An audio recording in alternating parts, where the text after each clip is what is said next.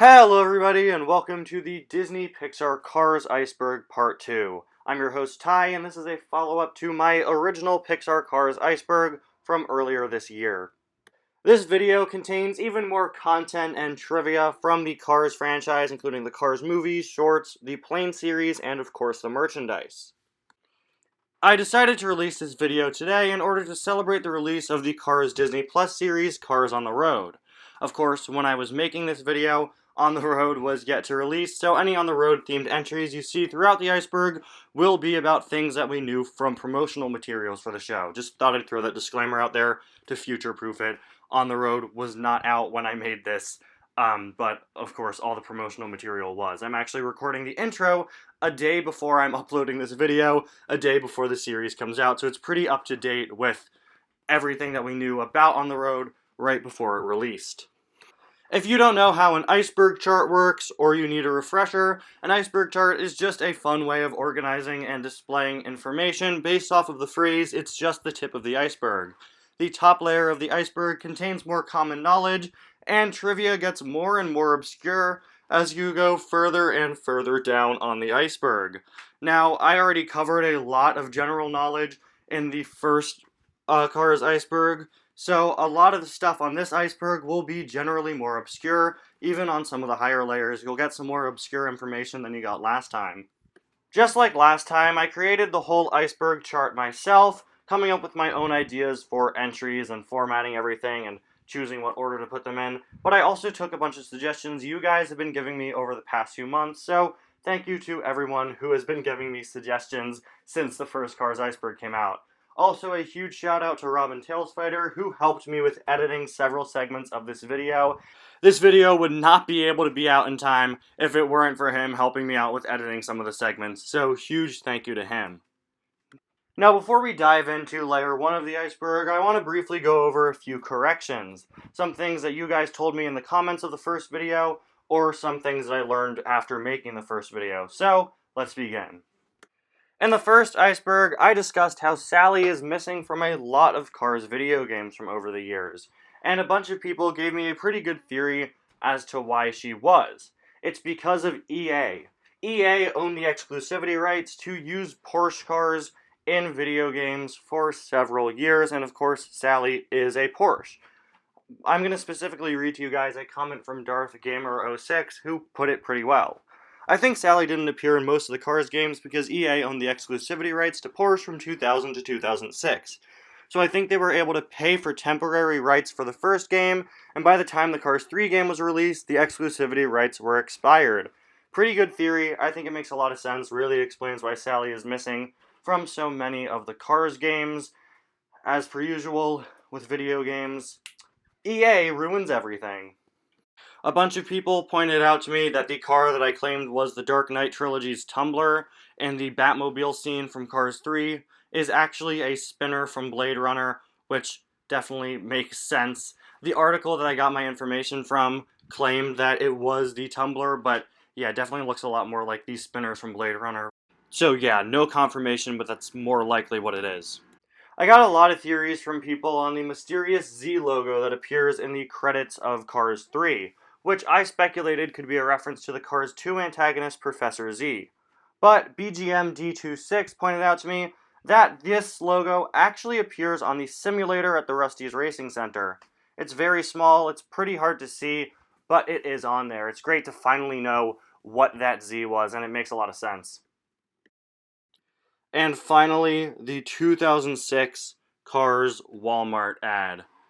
I got comments about this for weeks, for months actually, after I posted the Iceberg video. Because in that video, I said that this piece of lost media, a commercial for the Cars Gear Up 2-disc DVD pack featuring Wally Haller talking with Mater, had been deleted off of YouTube and was once again considered lost. It was lost media for years, then somebody posted it, then it got taken down. And when I recorded that in August of 2021, it was still not on YouTube. It was still taken down. But then in October of 2021, somebody reposted it, and that upload is still up to this day. The Iceberg video was finally completed and uploaded to my channel in February of 2022, and by then the re-upload of the Walmart ad had been up for several months, something that I wasn't aware of. So yeah, when I recorded that part of the iceberg, it wasn't on YouTube, but now it's back up. I'll leave a link to it in the description if you want to watch it. With all that out of the way, let's begin with Layer 1.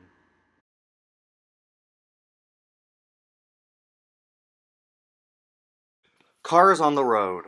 Cars on the Road is a Cars Disney Plus series releasing the day I put up this video, September 8th, 2022. The series focuses on Lightning and Mater going on a road trip in order to reach Mater's sister's wedding, and they meet a bunch of new friends and go on a bunch of wacky adventures along the way. All 9 episodes are currently streaming on Disney Plus. You're welcome if you somehow didn't know about that. Mini Racers. Mini Racers is a die-cast line created by Mattel starting in 2017 that creates fully rollable die-cast metal cars that are miniaturized. They first started off in 2017 for the release of Cars 3, producing only Cars 3 characters who were sold exclusively in blind bags. However, each blind bag had a code on the back so collectors could easily find characters that they were looking for. As time went on, starting in 2018, they moved on to also sell mini racers in multi-packs, mainly 3-packs, where each 3-pack included at least one new exclusive release. As the years went on, the line changed to sell their cars in blind boxes instead of blind bags. However, these blind boxes still have the code stamped on them, so you could still find who you're looking for. And the series expanded to not only produce characters from Cars 3, but instead produce characters from all over the series, including Cars 1, 2, and 3, the Cars Toons, Cars on the Road, die-cast only merchandise lines like Racing Red, the TROC, XRS, and Road Trip series, and even some of their own die-cast ideas such as the Dinoco Rap series. The mini racers are a really cool other thing to collect in addition to 1/55 scale die-casts, and I like them a lot. Disney Store die-cast line. Starting all the way back in 2006, the Disney Store started releasing their very own Cars die-cast line, featuring cars in a slightly larger scale. Theirs are 1/43 scale, while Mattel's are 1/55 scale. Why the Disney Store decided to make their own die-cast line, I don't know. But as time went on, they continued to make cars based off of all 3 Cars movies, as well as the Cars Toons, and they even produced several of their own very cool, unique variants of characters that have never appeared anywhere else. After Cars 3 came out, though, they pinpointed just making cars based off of the movies and the XRS, and started including pullback motors inside of all their Cars diecasts. Precision Series. Started in 2015, the Precision Series was a Cars toy line aimed at older collectors, which produced higher quality, more detailed, more accurate versions of each of the Radiator Springs townies. It also produced beautiful die-cast scale recreations of the Radiator Springs buildings, which are easily some of the nicest things ever made for the Cars die-cast line. Unfortunately, though, the Precision series was canceled in 2018. The line's final releases were a Radiator Springs curio shop, including a light-up Precision Series Lizzie, and a Mack Deluxe cab.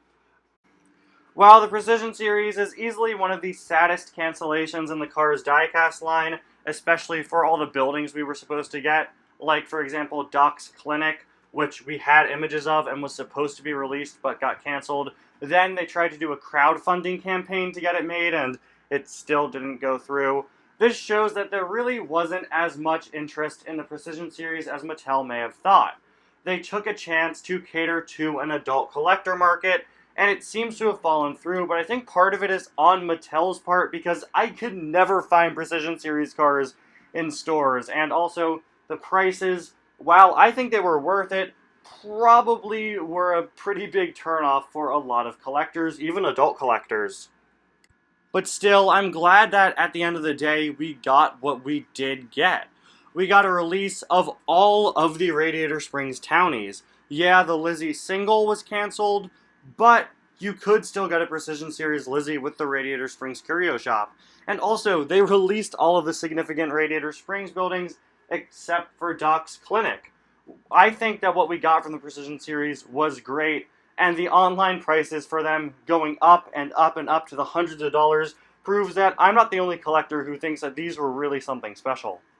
Lenticular cars. In 2009, someone at Mattel thought it would be a smart idea to start giving Cars diecast lenticular eyes, meaning that they sort of look like screens, and depending on how you look at them, what you see in their eyes is different.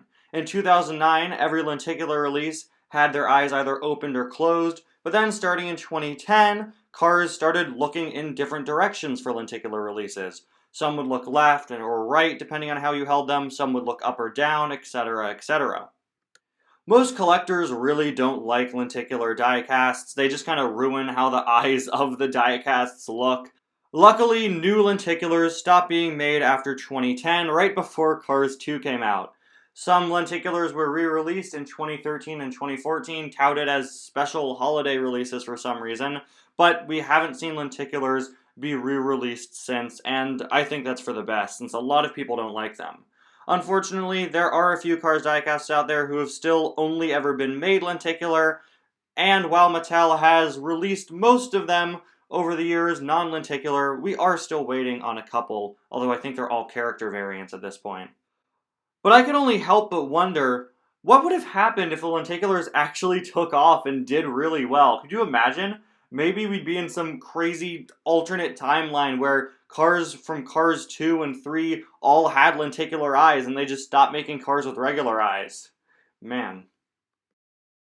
Chase diecasts. Starting in 2008, Mattel released Chase diecasts that were meant to be a little bit rarer than regular cars. Another way you could see Chases is simply as limited edition releases, since the rule with the Chase was that it would only be produced once. Ironically, a lot of Chases go for pretty cheap online, and I've seen a lot of Chases over the years go for cheaper than regular releases, so it seems that the Chase strategy didn't really work out. Mattel consistently released Chases for several years, but has not produced any since 2014. 2014 was the last time we got any Chase diecasts. And for unknown reasons, Mattel decided this year to re-release one of the 2014 Chases, Lee Rosse, making him the only Chase diecast to ever be re-released. We'll see if they continue to re-release Chases in the future. I know some people may have an issue with Chases being re-released, but personally, I don't really mind because we haven't had any in almost a decade, so, some Chases are a pretty important character, so I don't really mind if they choose to re-release them, as long as they choose not to re-release Super Chases. Speaking of Super Chases, Super Chases. Super Chases were introduced in the 2011-2012 Cars 2 diecast line. Basically, think Chases, but even rarer, because they're made with a very specific limited number produced. Typically, only 4,000 of each Super Chase were made. The first ever Super Chases were based off of the international racers from the international versions of Cars 2, all the different characters from the different versions of the Tokyo party scene, like Frosty, Long J, etc. But as the years went on, we got more and more Super Chases. Some years, they just chose random, unique characters or character variants to make into Super Chases. Sometimes we had a theme to it, like in 2015 when we got all the circus cars. The final Super Chase released, as of 2022, is Metallic transforming Lightning McQueen in 2020. After the release of Cars 3, releases of Super Chases became quite a bit more inconsistent and a bit more spotty, and since it's now been nearly 2 years since the last Super Chase release, something that we used to have several of every year, it seems that we probably won't be seeing Super Chases again soon. Tractor tipping. Tractor tipping is a favorite pastime of Mater's, a game that he actually created alongside his cousins that's been featured all throughout the Cars series, including Cars the video game, Mater National, the World of Cars Online, and its own board game, which I actually used to own. Of course, though, we most prominently see the game of tractor tipping played out in the first Cars movie. The goal is simple. You sneak up on a sleeping tractor, and you honk very loudly and you try to tip the tractor, and then you laugh like a maniac. It's unknown why Mater finds enjoyment in disturbing the peaceful lives of these tractors, but some cars just want to watch the world burn. Adult jokes. Just like with many other children's movies, the Cars franchise has several jokes in it that kids won't get until they're older. There are several of these jokes in the first Cars movie, and not as many later on in the franchise, but there are still some in Cars 2 and Cars 3. Looking back on it now, as an older person now, yeah, there are a lot of dirty jokes in the first Cars movie. I'm not gonna list them off here, but if you know, you know. Mater and the Ghostlight. Mater and the Ghostlight is the first ever Cars short, released in 2006 alongside the home video release of Cars. The short focuses on Mater pranking the Radiator Springs townies who decide to get back at him. Sheriff tells Mater the story of the Ghostlight, and then Lightning and Guido hang a lamp on Mater's tow hook, convincing Mater that the Ghostlight is chasing him. Mater then realizes that he's just being pranked, and then Sheriff warns him about the Screaming Banshee, and we end on the joke that the Screaming Banshee is actually real, and probably terrified many, many children. I don't think I ever saw the Screaming Banshee scene as a kid, because I think it's after the credits of the short, if I'm remembering correctly. If I saw that, I don't think I ever would have touched Cars again. That thing's freaky. Cars 4.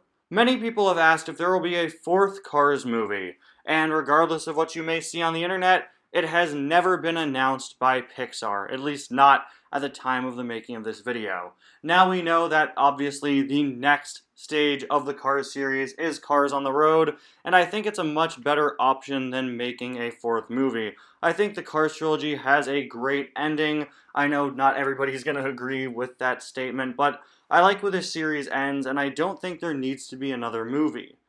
Although a Cars 4 is yet to be confirmed by Disney and may never be, you can check out my fan film Ty's Cars 4, where I did my own take on what a Cars 4 could look like, while also celebrating the 15th anniversary of the Cars series. Link in the description. Shameless plug over. Moving on.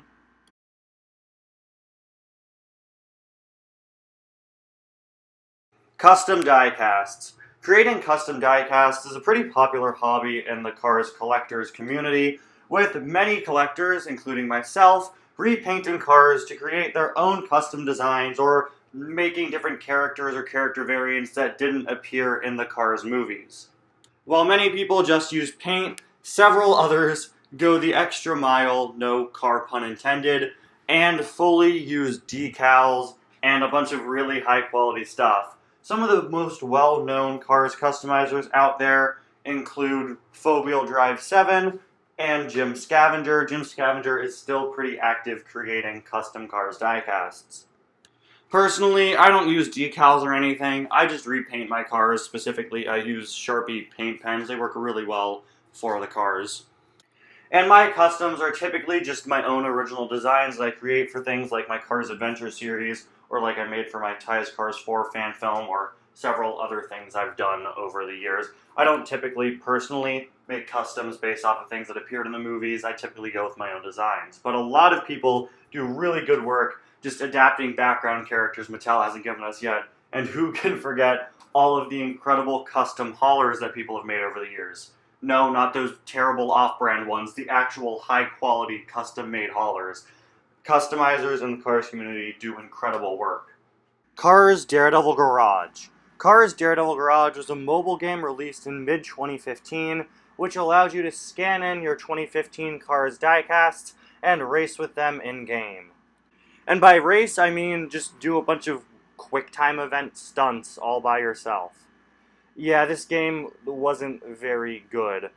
Unlike other Toys to Life games, your characters weren't really coming to life. They were still just static toy cars, and you weren't even driving around in places from the Cars series. Instead, you were on Hot Wheels-style courses through places from real life, like a backyard and a bowling alley. It really hinged on the fact that these were just toy cars, compared to other Toys to Life games like Disney Infinity or LEGO Dimensions, which would bring your characters to life. Of course, you'd think most collectors would just try to set aside this game, it's not very good, just not a good game, let's just ignore it. Well, unfortunately you couldn't, because starting in late 2015, a little logo for the Daredevil Garage app started appearing on the corner of every single diecast release, showing you that you could scan them in-game. And it got even worse in 2016, when it also took over the back of the packaging, replacing the other cars available being shown on the back with a very poorly done explanation on how the game works. And how did the game work? Well, from my experience and the experience of many others, it worked very, very poorly. I've heard horror stories of Maters scanning in as Sally's, and nearly every time I tried to scan in a character, it would come up as the Circus Pity for some reason. This game, of course, bombed, and by late 2016, it was gone, no longer being promoted on the Cars diecast card backs. Radiator Springs Classic. Radiator Springs Classic was a diecast line that was exclusive to Toys R Us, which ran from 2013 to 2018. It exclusively focused on releasing characters from the first Cars movie, regardless of whether or not they appeared in Radiator Springs. The original packaging of the series was clearly meant to harken back to the older days of the Cars diecast line, and the series released singles, multi-packs, later deluxes, and even re-released some older playsets from earlier on in the Cars diecast line's run. Later on, in 2017, the series changed and began to include some releases from Cars 2 and 3 that were exclusively based off of the Radiator Springs segments of those movies. The line died in 2018 alongside Toys R Us. Ponchi's Eyelids. Probably the most infamous Cars diecast error of all time is the Cars 3 release of Ponchi Wipeout, who, for whatever reason, had black eyelids that didn't match how he looked in the movie or the rest of his paint job. Despite the fact that the original plan was to have Ponchi's eyelids be the proper color, by the time he came out in stores, in all of his releases, Ponchi looked like he got punched in the face. Ponchi's black eyelids were, however, corrected in 2019 when he got a new single release made in Thailand that fixed his eyelids, made them the proper color, and also fixed some other coloration issues on Ponchi to make him a bit more movie accurate. Mater's cousins. We're about to be introduced to Mater's sister in Cars on the Road, but he also has several other family members referenced throughout the Cars series, such as his cousin Betsy, who he says was left at the altar in Cars 2. Hopefully that doesn't happen to his sister as well. Mater also has several other cousins who appeared in the early Cars video games and the World of Cars book. These cousins all used basically the same mold, which is just really funny. They all just used the same model, but with like slightly different features. Some of them have buck teeth. Their names are Judd, Buford, Lewis, Zeke, Cletus, and of course, Tommy Joe. And for the record, Cletus, Buford, and Judd all have diecasts. But unfortunately, Tommy Joe just wasn't so lucky. Poor Tommy Joe. Bubba. Bubba is Mater's bully and rival who appeared in a few pieces of early Cars content, including Race-O-Rama, the World of Cars book, and some of the early Cars comics. He often appeared to challenge Mater to different races, most of which included breaking things, and he also stole Mater's hood in the World of Cars book. Bubba is one of those characters who just hasn't appeared in years in the Cars series. He's one of several characters that hasn't shown up since like 2009. He's not really relevant to what they're doing anymore, but maybe it would be nice to see him again. Personally, I don't really like him as a character, not because he's supposed to be like a bully character, but I don't know, I think it's kind of stupid that Mater has this other tow truck rival, but still, it would be nice to get some sort of acknowledgement of these characters like Bubba and Mater's cousins and some of the other guys. Pixar Cars YouTube. Created in August of 2019, the Pixar Cars channel is the official channel for the Disney-Pixar Cars series, and it's your pretty standard fare for YouTube Kids content. Reposts a lot of clips from throughout the Cars series, some storybook read-along videos, fun fact videos with actors and people who worked on the Cars movies, as well as some videos with real-world racers, and a lot of videos hosted by kids doing stuff with Cars toys or teaching facts. Really nothing to get out of this channel if you're an older fan. with the exception of the fact that they repost a lot of scenes from the Cars series, which has honestly been really helpful for me over the past few years trying to get screenshots from the movie for my videos. For whatever reason, they haven't even posted the Cars on the Road trailer on this channel, despite the fact that this is supposed to be the official channel for Cars. Don't know why. In fact, they hadn't posted any on the road content until today, the day I'm recording this video, which is Tuesday, September 6th, literally 2 days before On the Road comes out. Also, they misspelled Holly Shiftwell's name in the title of a video. I just thought that was funny. I've wanted to bring that up for years and never really had a chance to. Now I do. It's spelled Holley, but they spelled it without the E. You guys are the official Cars YouTube channel. How could you mess that up? Sterling and the Circus. I added this entry to the Iceberg because I wanted to make it dated as soon as humanly possible. When a certain background character from Cars on the Road was revealed, this car who's painted like a zebra and appears in the circus in the series, many people began to speculate that this was actually Sterling, the guy that buys Rusty's in Cars 3. This is because the diecast for this character uses the exact same model as Sterling and even the exact same facial expression as Sterling. So a bunch of people threw out the idea that, hey, maybe Sterling got disgraced after Tex kicked him off of Rusty's and he joined this circus. Well, this is almost definitely not the case. The character's name was recently revealed to be K. Pillar Derev. This theory came out of not only the fact that K. Pillar Derev is reusing the same type of car that Sterling is, but also because the diecasts have the exact same face. Typically, when two characters share a mold, Mattel is at least nice enough to change the face, but for this character, they literally just gave him the same face as Sterling, at least on their prototype. Hopefully it'll be different when the final car comes out, unless they actually are Sterling. I don't know, Cars on the Road isn't out yet at the time of me filming this, so maybe they are Sterling. I really doubt it, though. Take Flight. Take Flight was a marketing campaign for Cars in 2012, which featured the Take Flight collection, a diecast line which featured characters from two flight-themed Cars tunes, Moon Mater and Air Mater. Every release in the line was a deluxe, and it marks the only time we've ever gotten diecasts based off of Moon Mater and Air Mater. Also released was a very strange promotional video for the toy line, which is just absolutely riddled with strange errors and inconsistencies, but we'll talk about that another time, trust me. In case it wasn't already obvious, the Take Flight collection was clearly just made to promote Planes and prepare audiences for it, as Planes would release a year after the Take Flight collection in 2013. Disney ignores Cars 2. Disney sort of awkwardly swept the events of Cars 2 under the rug after Cars 3 came out, with many different pieces of Cars merchandise skipping over releasing or featuring Finn McMissile, Holly Shiftwell, and the other Spy and Lemon characters. They were all cut from the Cars 3 edition of Meet the Cars, with the exception of Sidley and Stevenson, whose inclusion I'm pretty sure is still just a mistake.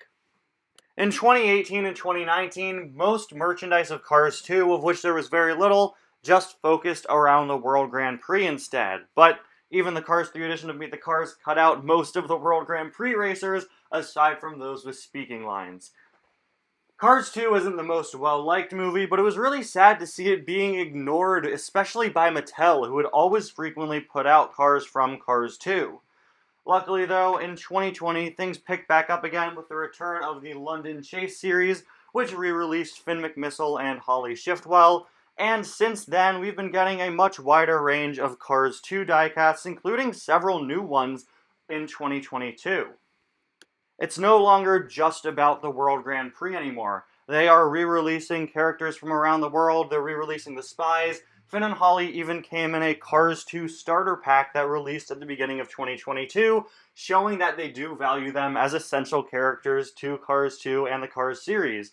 We've been getting a bunch of Cars 2 minis, including finally Finn and Holly this year, and Professor Z even made his way onto the cover of an upcoming Cars sticker book launching alongside On the Road that celebrates the entire Cars series up to this point.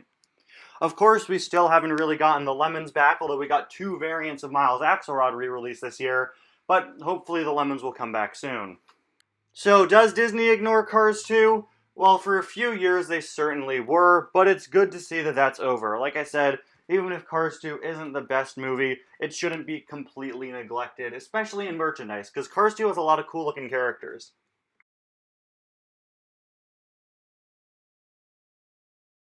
Comics. There have been several different Cars comic runs from over the years, including adaptations of the movies, short story collections, and more. But probably the most well-known Cars comic series are the ones produced by Boom Studios in the mid to late 2000s, which included storylines such as The Rookie, The Adventures of Tow Mater, and the Route 66 Dash. Magazines. There have also been a few different Cars magazine series over the years. Probably most notably is the official magazine for Cars, which ran for 52 issues, covering content from Cars and later on Cars 2. Each issue was packed with activities for kids, real-world car facts, and comic stories. Cruise Hauler. One photo on the wall in the credits of Cars 3 shows that Mac has been repainted to now become Cruz Ramirez's Hauler. Despite this, Mattel decided to create their own design for a Dynaco Cruise Hauler that they've released 2 playsets of, the first one coming out in 2018. This character, as far as we know, just isn't canon. These were just made for the toy line so that Cruz could have her separate hauler toy. It seems that Mattel will be bringing this character back soon, as a few months back, a metal diecast version of the Cruz Ramirez hauler leaked. Kind of a shame. We haven't had a new hauler released all year, and it's gonna be kind of annoying if the only new one we get is the Cruz hauler, who wasn't even in the movie. Especially after last year, where the only hauler we got was Marty Hauler. No Private Eye diecasts. Mater Private Eye stands out as the only Cars Toon Mater's Tall Tales episode to not have any diecasts produced for it. It's unknown why, but a very popular theory is because the entire short is in black and white, and it seems Mattel wouldn't know whether or not to produce the diecasts in black and white or in color. The Disney Store actually released a set of Mater Private Eye cars, and they chose to make them black and white. Another theory is probably because of the Take Flight collection. Mater Private Eye was released at the exact same time as Moon Mater. They were both exclusive to the Cars Toon DVD at first. And when those 2 shorts released, they didn't get any diecasts. Moon Mater got diecast a few years after its release as part of the Take Flight collection, but since that only focused on characters from Cars Toons about flight, Mater Private Eye didn't get any diecast releases. And when the Cars Toon diecasts came back a few years later, they just never released anything from Mater Private Eye. Mattel has technically released a Mater Private Eye diecast in the form of a mini racer based off of Lieutenant Lightning McQueen, who, by the way, is in color, not in black and white. You can see his badge and his siren are in color. But they didn't really consider it a Mater Private Eye diecast. They considered it part of their own unique police line. Religion. The Cars universe is just our universe, except vehicles exist instead of humans and animals. As such, the Cars universe actually has its own versions of real-world religion. Obviously, this isn't something that is mentioned often, but we know that holidays with religious bases, such as Christmas and Easter, exist, and we know that Catholicism exists and uses the same name, as we see a Pope car in Cars 2, and Mater at one point jokingly asks, "Is the Pope Mobile Catholic?" Minnie also says, "For the love of Chrysler," in the Cars 1 credit scene. On a similar note, we see a group of Tibetan monks appear in the first Planes movie. According to Meet the Planes, they believe in the concept of recycling, the concept that certain parts in the vehicles may have lived in them several times before. Of course, a reference to reincarnation theory that certain religions believe in the real world. The concept of real-world religion existing in the Cars universe is something that has raised many questions with Cars fans, and rightfully so, I guess. To me, it's not really much to think about. The Cars universe, like I said earlier, is just meant to be our universe, but with cars instead. So of course they have similar or the same belief systems, religions, holidays, and have similar world events. Post-credit scenes. Cars and Cars 3 both feature post-credit scenes. Cars 2 doesn't have one. The credit scene of the first Cars movie features Minnie and Van lost in the desert, with Van, now having gone crazy, still refusing to ask for help, and then a bug crashes into the screen for some reason.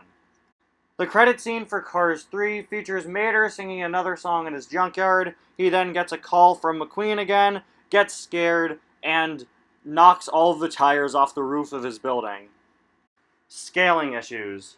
The scaling for the Cars diecast line is typically pretty consistent, but of course there are some exceptions. There are quite a few Cars diecast out there who are a bit too small or a bit too big, and oftentimes these issues are actually corrected. Take, for example, probably the most well-known one, Red, whose original release was way too small.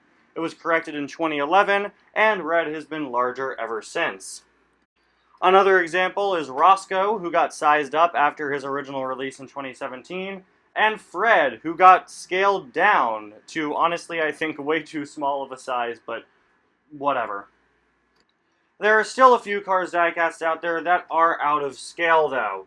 For example, Sully, who is way smaller than every monster truck ever released, ever.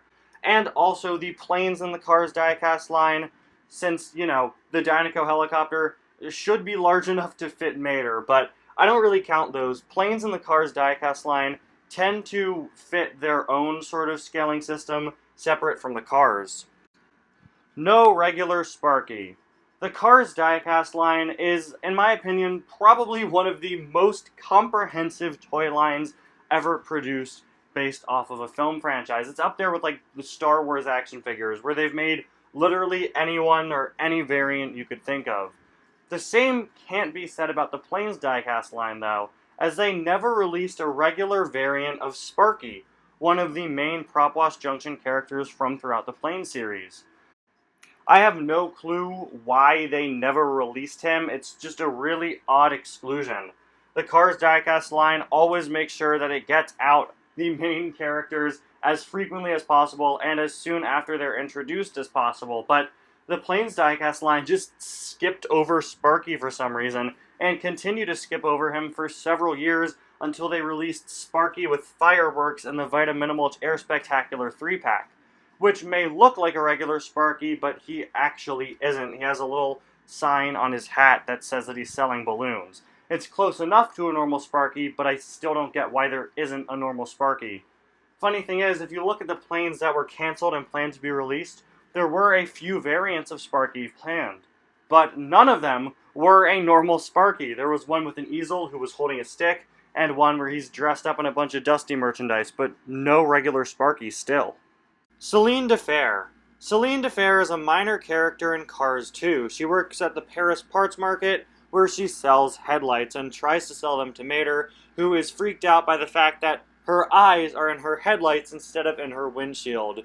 This is pretty notable, as Celine is the only character in the entire franchise to have her eyes in her headlights instead of in her windshield. Of course, it's pretty typical for anthropomorphic Cars characters in cartoons and other media, especially before the Cars series came out, to have their eyes in their headlights instead of in their windshields like how it is in the Cars series. So Celine is meant to sort of be an homage to that other style of anthropomorphic cars. I think it's also worth noting that you can see a steering wheel inside of Celine DeFer, which adds to the sort of creepiness and eeriness of the character, because I believe that is the only time we ever see a steering wheel in the entire Cars franchise, which, makes sense. It's a part on the inside of the car. It makes sense that we wouldn't see it, for sale at Mater's junkyard. That would be the equivalent of, you going to the store and buying a new kidney. That's not really how that works. Diecast name censorship. Over the years, a few different Cars diecasts have had their names censored to avoid usage of the word gun. For example, any of the Cars 2 Spies or Lemons with guns attached to them are simply labeled as that character with weapon, such as Finn McMissile with weapon.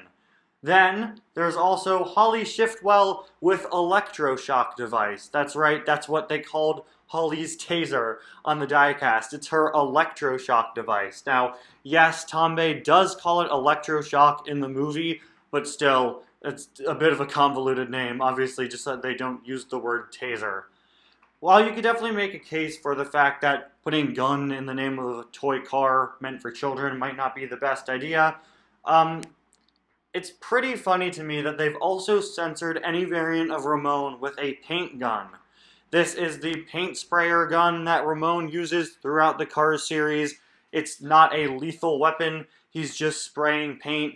It's a paint gun, that's what it's called. But any version of Ramon with his paint gun attached is oftentimes referred to as the body shop variant of that Ramon, or the paint gun being part of that Ramon is just simply not acknowledged on his name tag. Hank Weathers.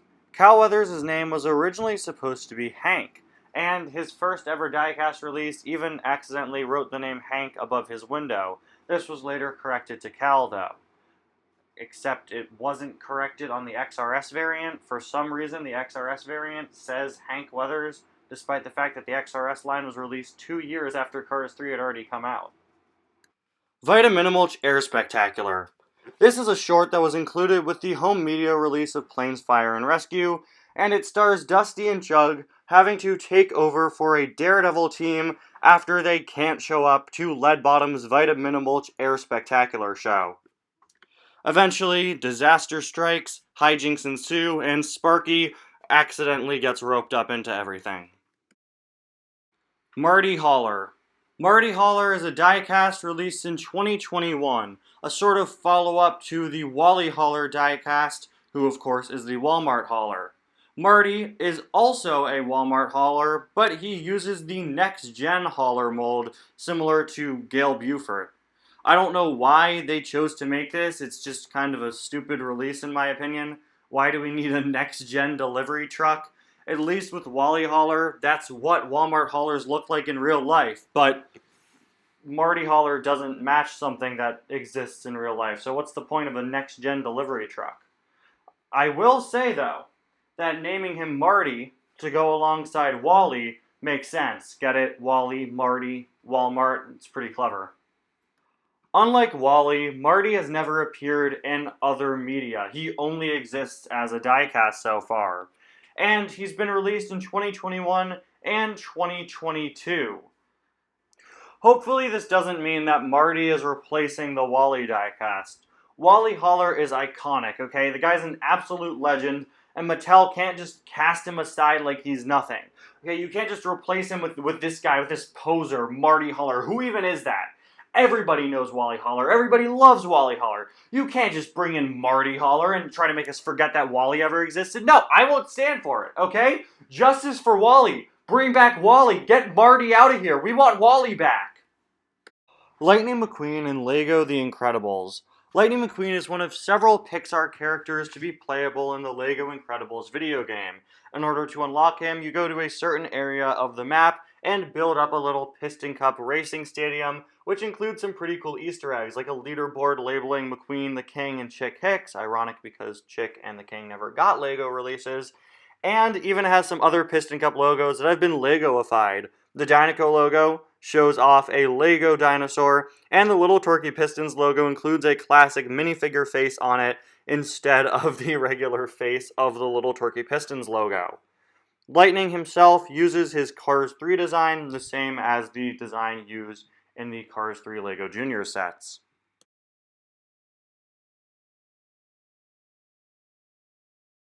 Triple Dent.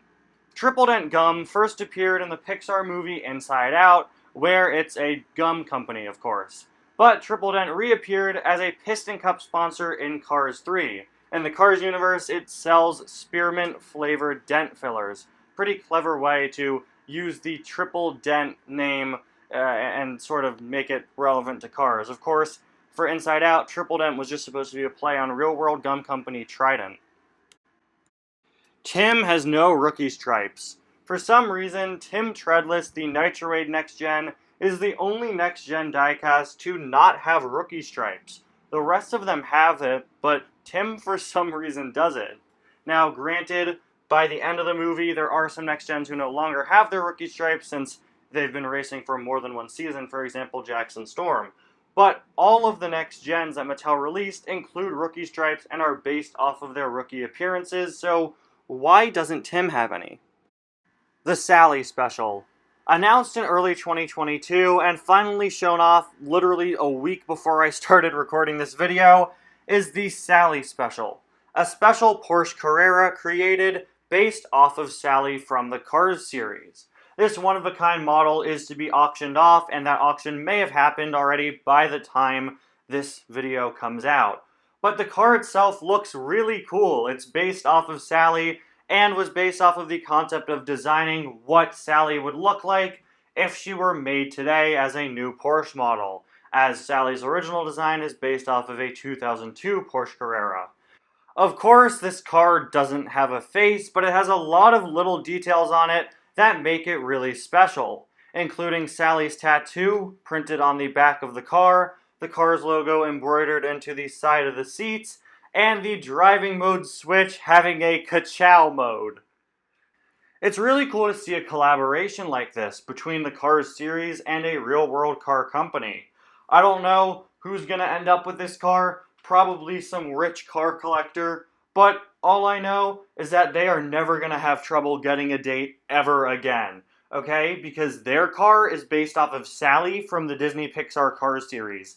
Is the car you drive based off of something that appeared in Cars 2? I don't think so. Can you imagine getting picked up on a date by somebody who's driving this? Get in, baby. We're going into ka-chow mode. Updated Ramones. Ever since 2018, Mattel has been going back and updating older Ramone diecasts to make them a bit more movie accurate. It's basically become an annual thing at this point where every year we've gotten one older Ramone updated to be more accurate. In 2018, it was Purple Ramone. In 2019, it was Hydraulic Yellow Ramone. In 2020, it was Old School Ramone. In 2021, it was Green Ramone. And in 2022, it was Hydraulic Ramone released in the 5-pack. XRS Deluxes. The XRS Mud Racing line contained 3 deluxe releases: Mater, Miss Fritter, and RV. These stand out for being the only deluxes to be released in any XRS line, and also for the fact that they sold for $10 each.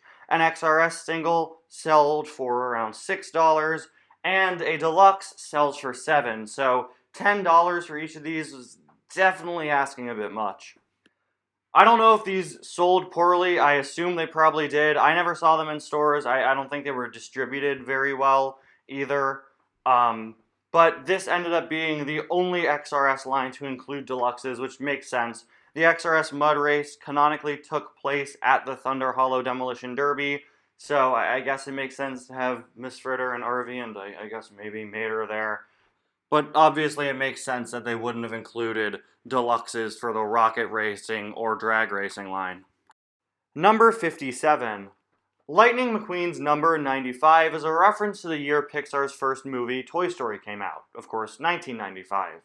But originally, Lightning was numbered 57 after John Lasseter's birth year. You can see Lightning as number 57 in a lot of concept art, in the deleted scene storyboards we have, and even in the terrifying test animation from the original Cars teaser trailer.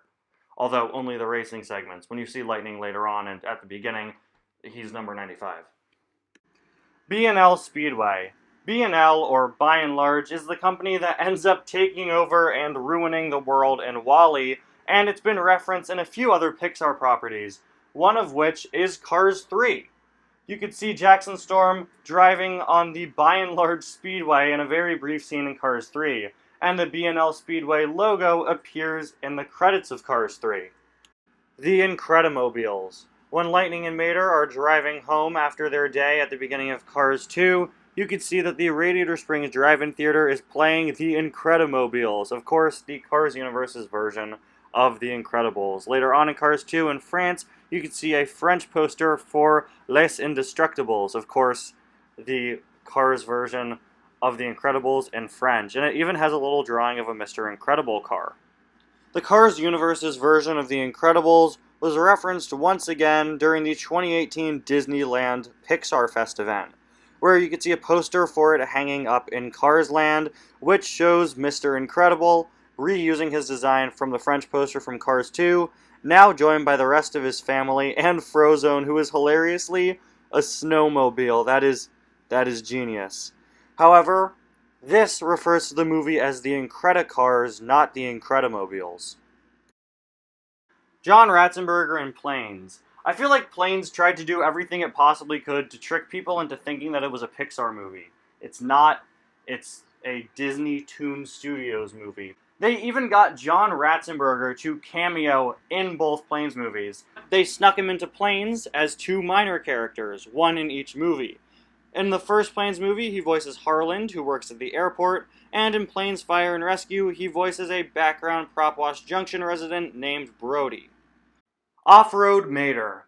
Off-Road Mater was a diecast release for the Radiator Springs 500.5 short that never appeared in the short itself. This diecast depicts Mater souped up in off-road gear, just like Lightning and the other off-road racers from that short, but in the actual short, Mater is not part of the off-road race and is instead dressed up like Stanley, giving the other Radiator Springs townies a tour of the area for Stanley Day. Kinda weird that they went and made this Mater variant that never appeared in the short. Of course, you could speculate maybe Mater was supposed to be part of the race originally, but my theory has always been they just decided to make an off-road Mater because it would probably sell better than Mater dressed as Stanley. Really is a shame though, because the Stanley Days diecasts that we got, as few of them that we got, are all really cool, and making a Stanley Days Mater would have been awesome. A shame we never got it and got this instead. JFK. The Wings Around the Globe rally in the first Planes movie starts and ends at JFK International Airport in New York City. This, of course, is named after former US President John F. Kennedy, suggesting the fact that John F. Kennedy existed in the Cars universe. Cars 2 teaser.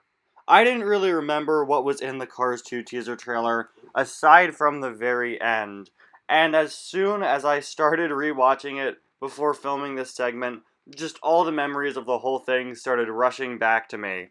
The Cars 2 teaser trailer starts off with your generic from the people who brought you whatever, and they go over some other Pixar movies, and then goes on to show some footage from Cars 2, before ending on a little stinger joke after the title card, where Lightning and Mater are stuck behind a sort of secret agent laser grid and joke that they've bit off a bit more than they can chew. McQueen, in this shot of the trailer, which didn't appear in the movie and was clearly just a joke they made for the trailer, is actually in his Cars 1 paint job, while he's in his Cars 2 paint job for the rest of the trailer, since the rest of it is Cars 2 footage. The trailer was released on November 17th, 2010. Flypad. In the first Planes movie, we see Zed watch a video on his Flypad, a tablet that of course parodies the Apple iPad. Now we know that Apple exists in the Cars universe, as there is of course an Apple racer in the first and third Cars movies. And in Cars 2, Finn McMissile jokes that Holly Shiftwell's job is actually creating iPhone apps. This is kinda weird, right? Finn calls an iPhone in Cars 2, but in Planes, the iPad is parodied as the Flypad. So, did the Cars universe's version of Apple create the Flypad? Maybe it's a knockoff made by a different company. Maybe Apple created a separate line of products that are easier for Planes to use and called them Flyphone and Flypad. Or maybe in the Cars universe, the iPhone is an iPhone and the iPad is a Flypad. Or maybe I'm thinking way too hard about this, and the Flypad was actually named for the sake of a terrible pun. I think it's that last one. Yeah. FluTube. Following up on that last entry about the Flypad, Zed is watching a video on his Flypad on FluTube. Wow, so many flight puns. FluTube, of course, is meant to be the Cars universe's parody of YouTube. Although it could also just be a video sharing service for plane racing enthusiasts, the title obviously is meant to invoke that of YouTube. It's meant to be a parody of YouTube. In Planes, Fire, and Rescue, we see the FluTube logo on a Jumbotron that you could see after Dusty wins the race at the beginning. And here the FluTube logo has been made to more closely resemble the YouTube logo, or I guess the former YouTube logo, where the word tube was written inside of the play button. Here, the play button, of course, has been replaced with the tail wing of a plane. Dynaco Fabulous McQueen diecast. We all know that the original ending of Cars 3, as I discussed in the last Iceberg, was going to have Lightning take on the Dynaco sponsorship and race against Jackson Storm in the Florida 500. This idea got so far into production that the original prototype for Fabulous Lightning McQueen was supposed to have Dynaco logos on him. You could find images of this prototype online, and you could also see it on the back of the card back for a 2017 2-pack, which included Cars 3 McQueen and Fabulous McQueen. That's actually how I got my first Fabulous McQueen, and it was so crazy back then to see that, because I think that's before we knew that he was supposed to race for Dynaco at the end. Splash Racers / Hydro Wheels. Hydro Wheels was a line of Cars toys that started up in 2013. These were plastic cars that were in scale with the 155 scale diecast line. You could rev them up, and they would float and race on water. They made a bunch of characters for this toy line, a bunch of World Grand Prix racers. Then as the years went on, they continued to make several Radiator Springs townies, like Mater and Ramon. They made some Cars 1 racers, like the King. They made quite a few character variants. They even made DJ, which was pretty cool. If you couldn't already tell, I was a really big fan of these as a kid. I absolutely loved them. I still have all of my Hydro Wheels, and I've done a few videos using them over the years. These are some of the most underrated Cars toys in the 155 scale diecast line, in my opinion. They even made a set of these based off of Planes, Fire, and Rescue, and some certain characters had specific water features, like Frank and Red and Mac. Basically, all the larger characters would be able to spray water. In 2017, the line was replaced with Splash Racers, which were not nearly as good. These cars were far larger, far louder, ridiculously proportioned, and had these strange rubber water pieces on the back that water shot out of. It's no wonder that these Splash Racers didn't last very long, and after they stopped being made in early 2018, Mattel has not revisited the concept of Cars toys that can race on water, which is a shame because I'd really like to see them revisit it, as long as they bring back the Hydro Wheels and not the Splash Racers, who sound like this.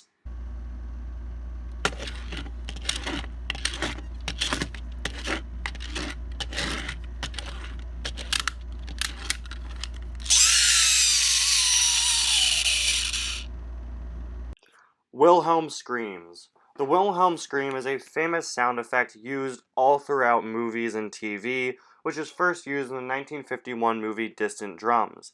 If you hear it, you probably recognize it. You've definitely heard it somewhere before.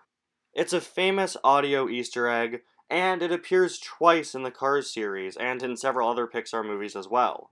In the first Cars movie, during Lightning's Dynaco Daydream, when that poor car gets disintegrated by one of the Sparkplug monsters, he makes a Wilhelm scream. And at the end of Cars 2, when Grim and Acer are being beaten up in Ye Left Turn In, you could hear it once again. Boats and Trains. John Lasseter expressed interest in doing spin-off movies about boats and trains if Planes was well received. He said, quote, "I kept thinking about, I'm a big train fanatic, I love trains, and I started thinking about trains and boats and airplanes, and I kept wanting to have more and more of those types of characters. So one of the ideas that there will be an ongoing series. It almost starts getting into this thing where we fall in love with these plane characters, we want to see more and more stories with them, and then you start doing other vehicles and stuff like that." Of course, we know that at least one other spin-off, titled Space, was being worked on at one point, which we discussed in the last Iceberg, but with the cancellation of Disney Toon Studios, yeah, these spin-offs will probably never happen. Also, John Lasseter was let go of by Disney a few years ago, so even less likely.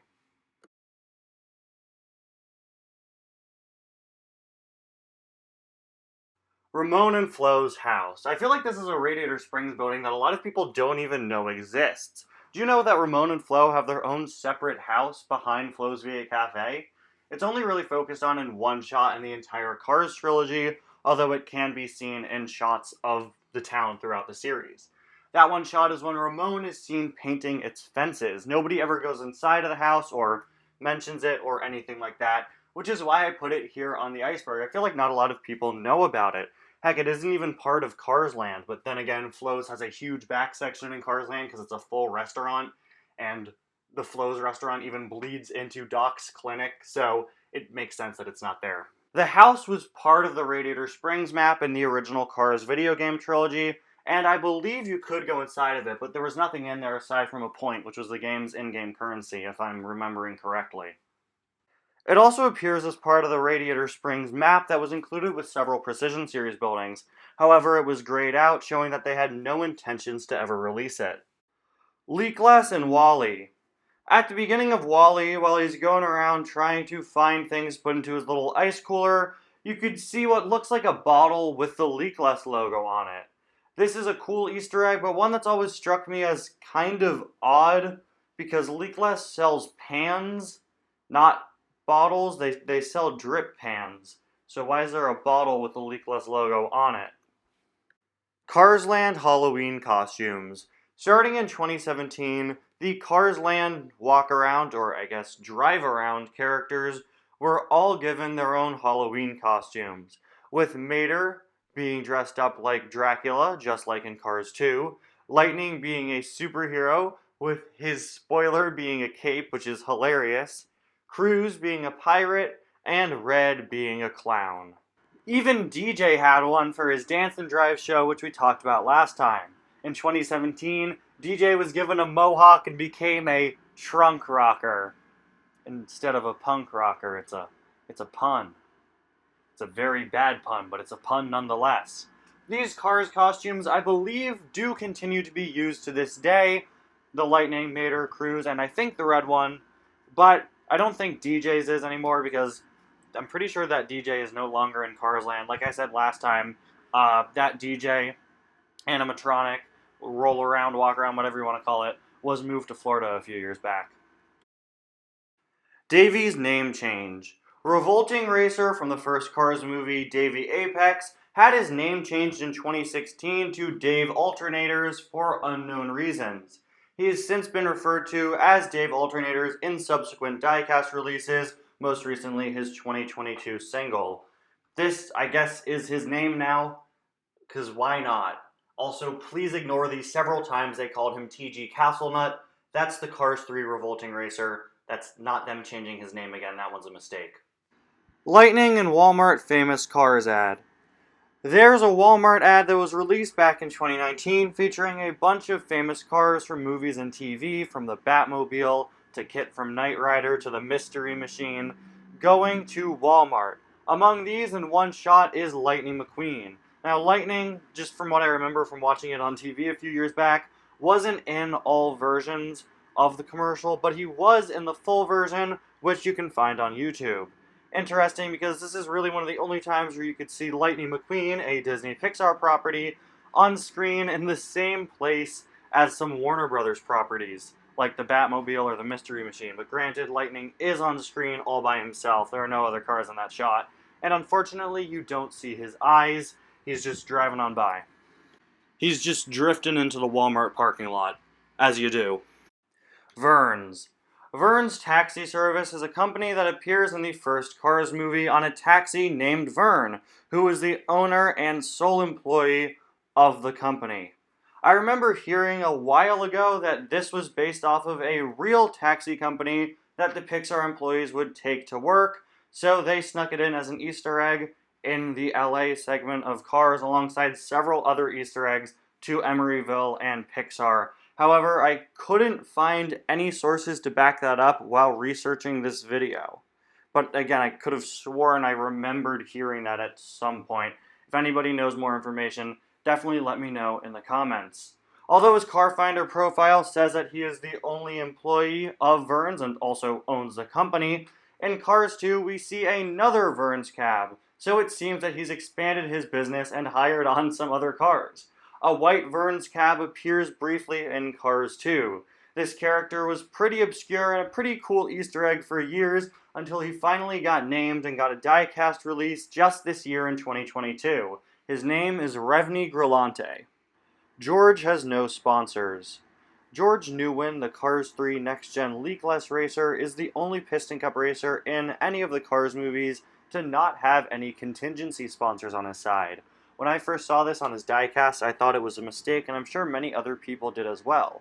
But as the months went on, George got more and more merchandise, and none of it had secondary sponsors. Eventually, he got his own artwork, and yeah, George doesn't have any secondary sponsors, and I'm not sure why. Every other next gen has them. Heck, they're literally copy-pasted from next gen to next gen, always the same contingency sponsors. So why is George the exception? Finn and Cars. Originally, there was supposed to be a scene in the first Cars movie where Lightning and Sally would go to the Radiator Springs Drive-In Theater and watch an action movie about a secret agent named Finn McMissile. Of course, after this scene was scrapped, Finn McMissile went on to become his own separate character in Cars 2. If you want to know about the specific scene in a little more detail, I did a video on this a few years back, and I'll link it down in the description below. Sparkplug Monsters. The Sparkplug Monsters, also known as the Sparkplug Aliens, are the aliens that we see disintegrating cars in the Lightning Storm McQueen movie that Lightning is a part of during his Dinoco Daydream sequence. These characters don't have an official name. Fans just call them Sparkplug Monsters. I've also seen them referred to as Sparkplug Aliens on an old Take 5 A Day article where they discuss the fact that it's not definite, but possible that we could someday get a Sparkplug Monster diecast. We still haven't Take 5 A Day, but I guess it's still plausible. Clown Pitties. Cars 2 originally opened with a scene of Lightning McQueen racing in the Piston Cup, but then getting attacked by a group of evil clown pitties that give him a bunch of clown makeup and throw a pie in his face, as clowns are known to do, of course. It would then later be revealed that this entire race sequence was just one of Mater's many tall tales, and McQueen was never actually attacked by any clown pitties. Regardless, I just think that the concept of evil clown pitties is very funny and was worth mentioning on the Iceberg. Recently, Cars on the Road has given us even more clown pitties that officially appear in the Cars canon. Will these ones be evil? Probably not, but a man can dream. Cars 2 Appmates. Cars 2 Appmates was a mobile game created to coincide with Cars 2, where you could purchase these little toys in real life, referred to as the Appmates, and place them on your screen to drive around the car in the game. There was a lot to do in this game with a fully explorable Radiator Springs map, tons of fun gadgets and stuff to unlock, mini games to play, and a Tokyo DLC that was like $10, which was very expensive, but it unlocked an entire second map. This one is hitting me right in the nostalgia. I always loved playing this game as a kid, despite the fact that I never even owned any of the Appmates. But if you didn't own any of the toys, you could play as Paper Lightning, which was Lightning, but it's supposed to look like he's made of paper for some reason. Champion Jackson Color Changer. One of the most frequently requested Cars diecasts that Mattel hasn't made yet is Piston Cup Champion Jackson Storm, based off of the end of Cars 3, where Jackson Storm's rookie stripes have been replaced with a Piston Cup Champion logo, and he has a Piston Cup Champion logo on his side instead of just the regular Piston Cup logo. Mattel is yet to release this variant of Jackson, although you can see the Champion logo on the back of his Fireball Beach Racer and on his NASCAR release. But those aren't really regular versions of Jackson. Those are both special variants. They have, however, included the Piston Cup Champion logos on Jackson Storm's color changer, of all things, which to me sort of says, yeah, look, we know you want us to make this car, but we don't plan on doing it. Here, get the logos on the color changer instead. Chip 'n Dale Easter Egg. The 2022 Chip 'n Dale Rescue Rangers movie, released on Disney Plus, is full of probably well over 1,000 Easter eggs to different fictional properties, both made by Disney and not. Seriously, the amount of non-Disney references, Easter eggs, and cameos in this movie was shocking. The whole time I was watching it, I was just thinking, how were they able to get away with all of this? Then again, I guess Disney basically owns the planet at this point, so that's how they're able to reference everything. The movie takes place in a strange Roger Rabbit-esque world where fictional characters exist and live alongside everyday people, and they're sort of like actors who appear in different things that they appear in. There are a bunch of references, like I said, many of which are to Disney properties, and of course, one of the Disney properties referenced is Cars. This scene appears in the trailer, but it also appears in the final version of the movie, At one point, we see Chip and Dale driving in their car, and part of their bumper falls off and hits another vehicle. This vehicle turns out to be a Cars character as his eyes open up and he comes to life and starts getting angry at them. This character does not exist in the Cars movies and was simply created for this gag. But Mattel, please make a diecast for this guy. I don't know what you'd call him, but that would be great. But he isn't the only Cars-style character to cameo in the movie. There's also this police car that appears towards the end, and this truck that appears earlier on in the movie. So, unfortunately, no pre-existing Cars characters cameoed, but these background characters that are supposed to be Cars characters did. The galloping gear grinder is Lizzie. A lot of people mistakenly think that the old train that chases Lightning and Mater out of the tunnel at the beginning of Cars 2 is Lizzie dressed up as a train, and I don't blame them. It does look quite a bit like Lizzie and even laughs like her. But it's not Lizzie, it's its own character named Galloping Gear Grinder. But the fact that Lizzie isn't on the Cars 2 mega poster and Galloping Gear Grinder is, right by all the other Radiator Springs townies, definitely doesn't help with people thinking that he's Lizzie. Also, yes, Galloping Gear Grinder is male.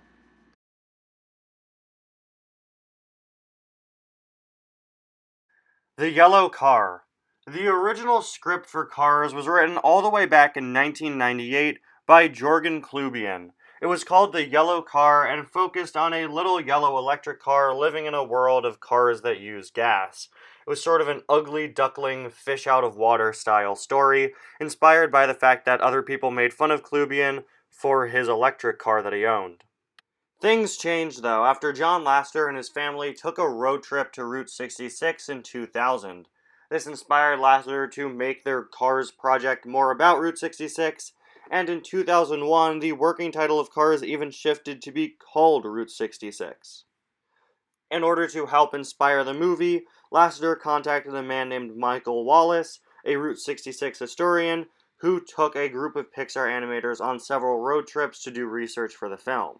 If the name Michael Wallace sounds familiar to you, that's because he went on to voice Sheriff in the Cars series. Prototype Sparky. Airmater features several Planes characters in prominent roles, as the short was made to promote Planes. These include Skipper, Sparky, and Judge Davis. While Skipper and Judge Davis look exactly the same as they do in the Planes movies, Sparky actually looks a good deal different. Not much to say for this one, just that Sparky is clearly using an earlier design in Airmater. Where is Stu? When Cars 3 first came out, there was a debate regarding where minor character Stu Scattershields appeared. Being a Piston Cup emergency flatbed, most people assumed he appeared in the overhead shot where the other Piston Cup emergency vehicles who got diecasts appeared, like Tiny Lugsworth and Morgan Martin's The Fire Truck and Ambulance. But it turned out that Stu was not in that scene, and instead he appears very, very briefly when Ryan inside Laney is being interviewed towards the end of the movie. Two Herbs. For some reason, there are two Cars characters named Herb Kerbler. The far more well-known one is the four-wheel drive next-gen racer, who was first named for his diecast in 2017. But there's another Herb Kerbler. According to the Cars 3 edition of Meet the Cars, the Piston Cup tow truck that is shown in the movie is also named Herb Kerbler. I don't know why this happened. This was clearly some sort of mistake. Why did they use this name twice? Herb the tow truck has never had a diecast released for him, and I assume that the reason why he hasn't is because he has the exact same name as another character, and that would just be confusing. I assume that when they do release him, they'll probably change his name.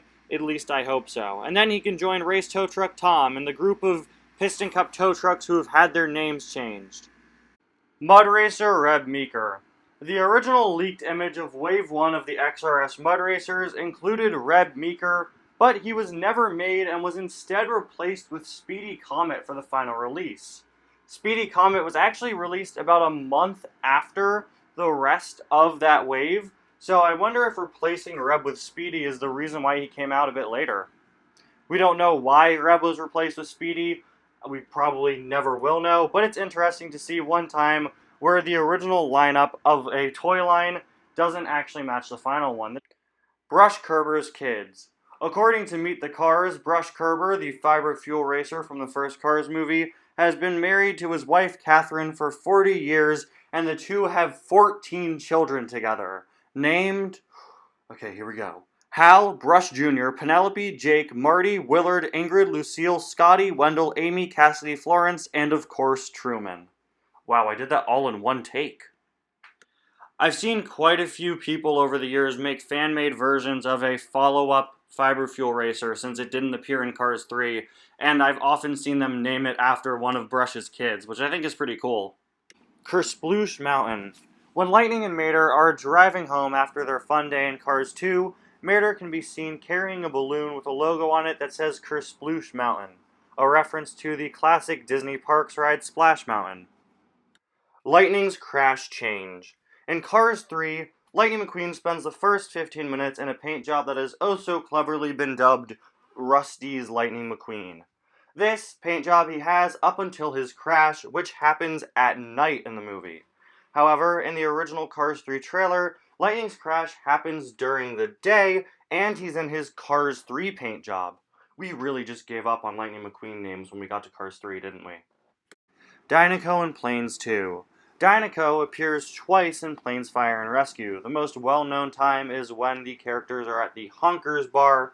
Dusty and Skipper both have Dinoco fuel cans on their table. Also, there's a Route 66 sign behind them, which is pretty clever. A Dinoco logo also appears a little bit earlier on in the movie on that same Jumbotron that we talked about earlier during the Flue Tube segment. Todd and On the Road trailer. Some eagle-eyed viewers were able to quickly spot that Todd the Pizza Planet truck made a brief cameo in the Cars on the Road trailer. If you look at this group of cars parading down the highway in what looks like a musical number, you could very easily make out none other than our buddy Todd the Pizza Planet truck. Kind of surprising to see Pixar put one of their staple Easter eggs in the trailer, but it makes me wonder, will Todd have a cameo in every episode? Or is this his only appearance in the series? Like, is this Pixar telling us that, hey, look for Todd throughout the show, you'll see him more than this just this one time? Because it doesn't really feel like Pixar to put one of their key Easter eggs in the trailer. Hey guys, this is an update from me in editing. A clip released from On the Road today from the Salt Flats episode, which also features a cameo from Todd the Pizza Planet truck in the way background. So maybe he is in every episode. Guess we'll just have to wait and see. Or you won't have to wait, because when this video is out, On the Road will be out. I still have to wait a few more days. Reuse Jenny. Animation companies, especially those using CG animation, will oftentimes reuse background characters in different scenarios, and this has happened sometimes in the Cars series. One such case is Jenny Toland, who had a pretty unique case when her diecast got released. This background character appears at both the Thunder Hollow Demolition Derby as an audience member and at the Cotter Pin Bar and Grill in Thomasville. And the funny thing with her is that when her diecast was coming out, she appeared on the card backs for both the Thunder Hollow series and the Cotter Pin series. It seems that Mattel was indecisive on what series to release Jenny in since she appears in two different locations in the movie. And I think that's the only time I've ever seen them do something like this. But in the end, Jenny was released as part of the Cotter Pin line.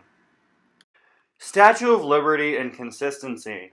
In Planes, we see that the Statue of Liberty is a pity in the Cars universe. But in the World of Cars book released 5 years before Planes, we saw that it was actually a Model T.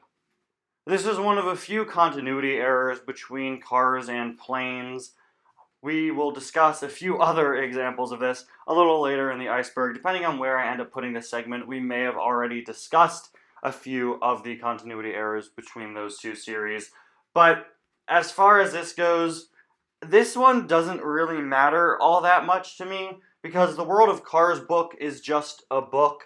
It's not really referenced in any other media.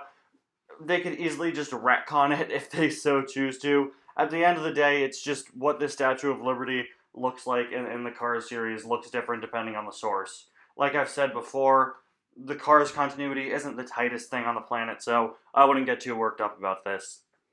Also, forgot to mention this, it's called the Statue of Liberty in the Cars universe because car pun. we never hear it referred to by name in the Plane series, it could still very well be called that.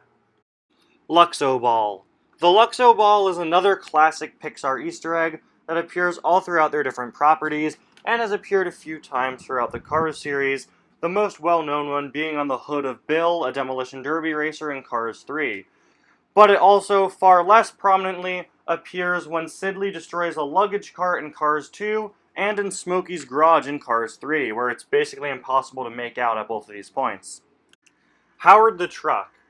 In Planes, Fire, and Rescue, the Piston Peak Fire Team's copy of Blade Ranger's old TV show Chops is hidden in the case of a movie called Howard the Truck.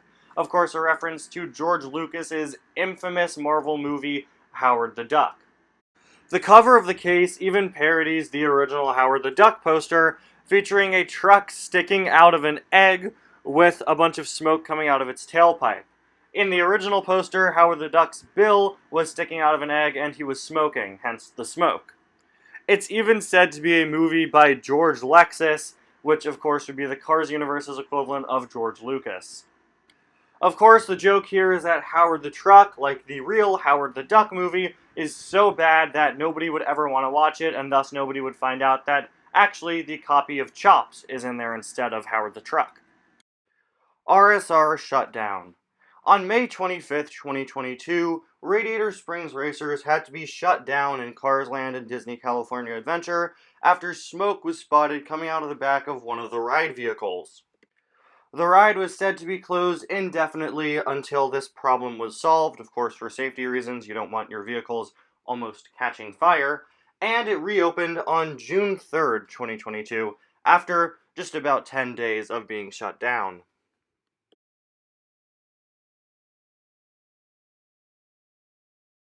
Lightyear Blimp in Cars 2.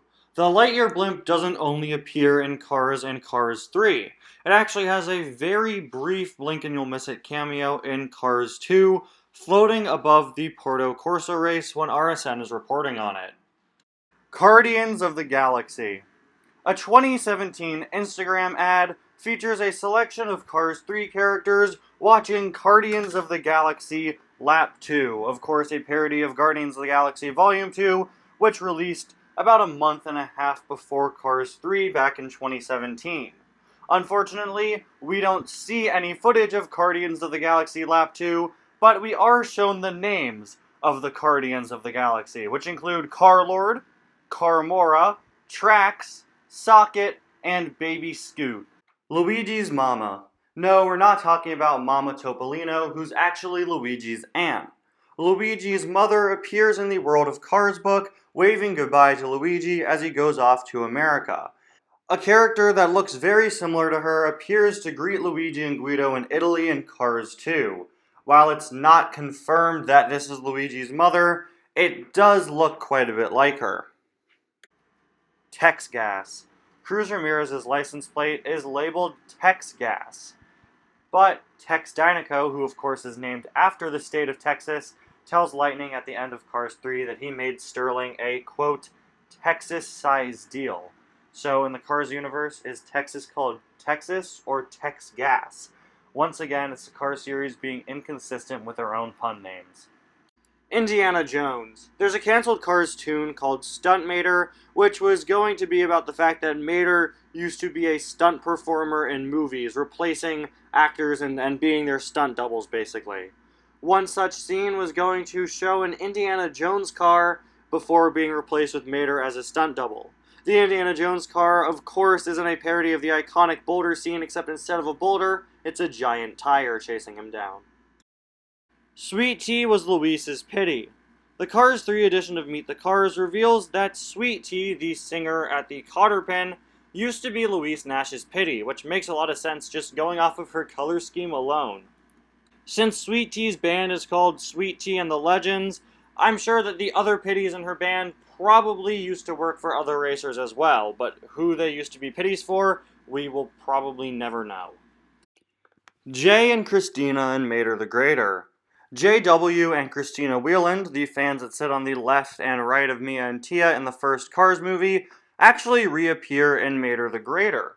You can see them very briefly, although I'm not sure there's ever a time where either of them is fully in frame, and Christina's Piston Cup flag has even been replaced with a Mater the Greater flag. The two cars behind Mia and Tia also seem to be the same as the ones in the movie as well. Wally Crane. Originally, the crabbing boat that Finn McMissile is on at the beginning of Cars 2, Krabby, was supposed to have another crew member on it. A little ape with a crane on his back named Wally Crane. But Wally was cut from the movie, which I think makes perfect sense, so it'd be kind of weird to have another car on Krabby in addition to Finn. Chase Package. In 2009, 3 Cars diecasts were released with special Chase packaging. Compared to regular chases, which were actual new releases, these were just 3 regular re-releases of characters that were already out for that year, but now they had special additional detailing on their packaging, labeling it as a chase package. These included Chucky, Mario Andretti, and Ferrari F430.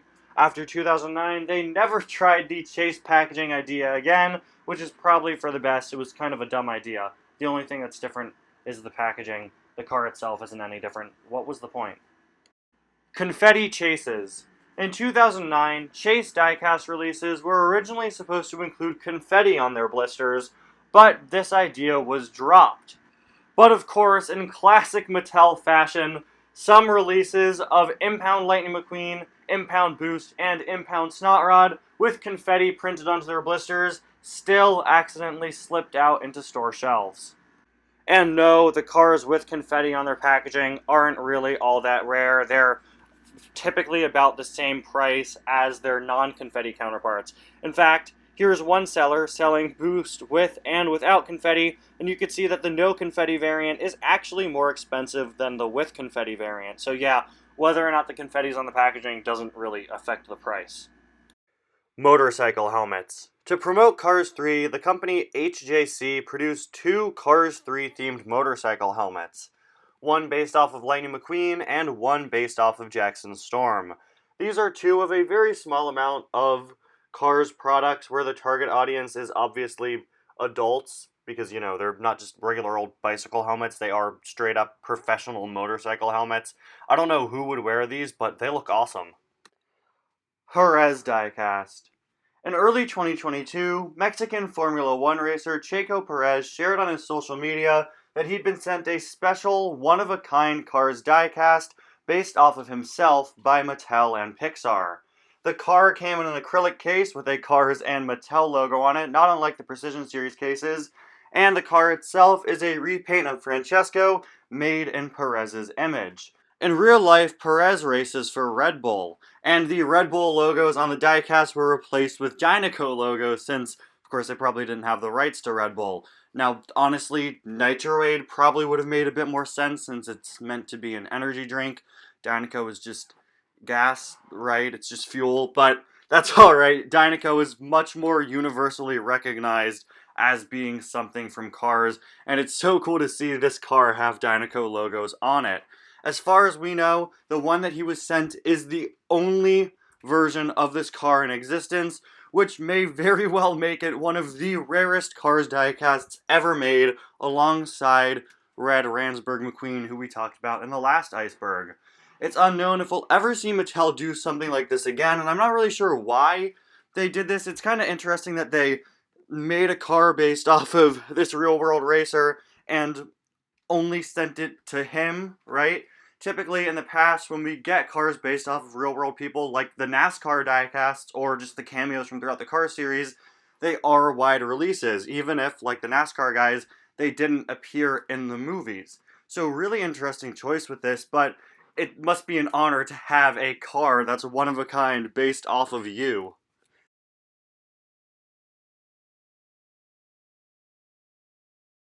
My Neighbor Totoro reference. At the end of Tokyo Mater, during the dance party sequence, you can see a background character who's painted to resemble Cat Bus from the 1998 Studio Ghibli film My Neighbor Totoro. This isn't the only time that Pixar has referenced Totoro, as there's a far more direct reference to the movie in Toy Story 3.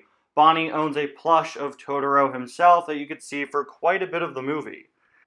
These references appear throughout Pixar properties because former Pixar employee John Lasseter was good friends with the film's director, Hayao Miyazaki, and Pixar helped with localizing several of Miyazaki's films, with Walt Disney Home Video acquiring the rights to release an English dub of My Neighbor Totoro and a few of his other films in the mid-2000s. It's really nice to see Disney and Pixar pay tribute to Miyazaki and Studio Ghibli and the beautiful work that they've done. Now, when are we getting the Cat Bus diecast, Mattel? Come on. Mac's real middle name. At one point in the first Cars movie, Mac jokes that Gas Can is his middle name. Lightning asks if that's really the case, and Mac says that no, it isn't. We've never been told what Mac's actual middle name is. Does it really matter? Probably not, considering the fact that we don't even know what Mac's last name is, and that's much more important. Lotso Huggenbear car. In Cars 2, you could very briefly see an advertisement on a billboard in Tokyo for a Lotso Huggenbear car, which of course is the Cars universe's version of the Lotso Huggenbear plush from Toy Story 3. This is an Easter egg that I've always known about, but I don't think I've ever actually spotted where it appears in the Cars 2 movie. This is where it appears. This is an image from the Cars Wiki, distinctly pointing out where it appears. Thank you very much, Cars Wiki. But the reason why I always knew about this Easter egg is because it's actually on the Cars 2 mega poster, where you can actually get a clearer look at it. That's the image I've been using throughout this entire segment. It's from the Cars 2 mega poster. There used to be this game on the Cars website where you could explore the mega poster and you could take a quiz where you would have to identify certain things on the poster, and occasionally finding Lotso Huggenbear car would be one of the objectives. Lotso Huggenbear car. That just does not roll off the tongue well. Checkered Past. According to Cars 3 concept art, the original name for Chick Hicks' show, Chick's Picks with Chick Hicks, was Chick Hicks' Race Day. Another considered title was Checkered Past with Chick Hicks, which I think is definitely the funniest title of the three, just for that double meaning there. I'd assume that the joke would be that Chick Hicks doesn't realize there's a double meaning with calling his show Checkered Past, when Chick himself, of course, has a past with not very good actions in it. He hurt a lot of other race cars, but I get why they went with Chick's Picks with Chick Hicks, even though it is way more difficult to say, and this is like my fourth time re-recording this segment because I kept messing up on the title of his show. Roll Over and Die. Roll Over and Die is an in-universe movie franchise that starred Hummer Sven, the Cars universe's parody of Arnold Schwarzenegger. There are two Roll Over and Die movies that we know of, Roll Over and Die and Roll Over and Die 2. And they are both mentioned in Hummer Sven's bio from the Car Finder game, in addition to a third movie called Welcome to the Autobomb. Fueling Nemo. We all know about the Toy Story, Monsters Inc., and A Bug's Life parodies in the Cars series, and I already talked about the Incredibles parody on this Iceberg, but there is another Pixar movie parody in the Cars universe, Finding Nemo, which is parodied as Fueling Nemo and has only ever been referenced once. During the Pixar Fest event in Disneyland back in 2018, they put up a few posters for the different Cars parody movies, parodying the original posters of those movies, but replacing the characters with Cars characters. They did one for Toy Story, they did one for Monsters Inc., and they decided to create a new one for Finding Nemo, featuring Marlin and Dory as submarines and Bruce the Shark as a bigger submarine, who looks terrifying. Route 99. I remember being so excited one day when I was younger when I went onto the Cars Wiki and saw that the Cars 3 page had been updated with new information given by Sheriff's voice actor Michael Wallace. He mentioned that the film was going to include a new location, Route 99. In real life, Route 99, much like Route 66, was decommissioned because of the interstate.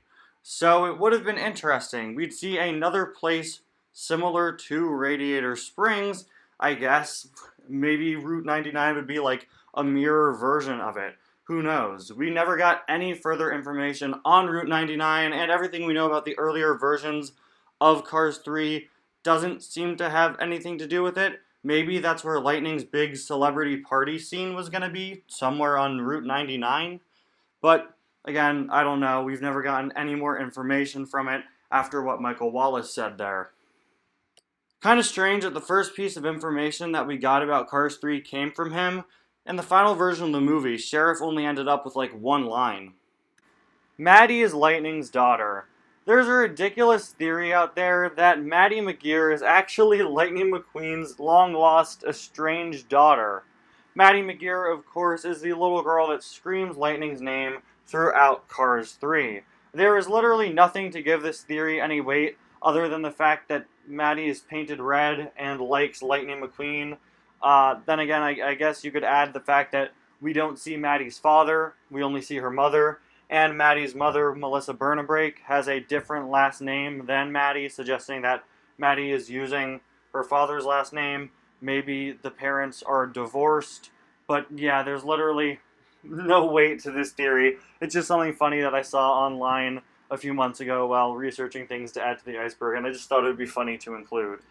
You could really go crazy with this theory if you want to. Oh, maybe Lightning's birth last name was McGear, and he changed it to McQueen. We know that Lightning isn't his real first name. According to a Cars 3 book, the guy's real name is Monty, but I think they still say that his last name is actually McQueen in that book.